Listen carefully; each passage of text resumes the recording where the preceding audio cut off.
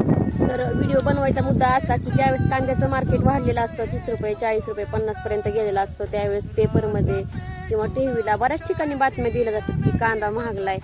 पण ह्या अवकाळी पावसाने एवढं 4-5 महिने कांदा एवढं जगवून त्याला पाणी खत खर्च करून जगवलेला कांदा जर आज नासतोय तर त्या शेतकऱ्याची अवस्था काय असेल आज.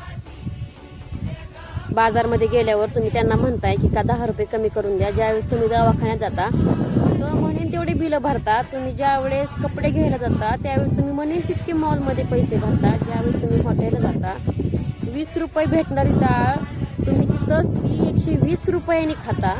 मग शेतकऱ्यापाशी 10-20 रुपये वाढलेले का वर बघता. एवढं संकटात झेलून सुद्धा जी मरत चाललाय ना तो फक्त हा माझा शेतकरी राजा. बघा पटतंय का.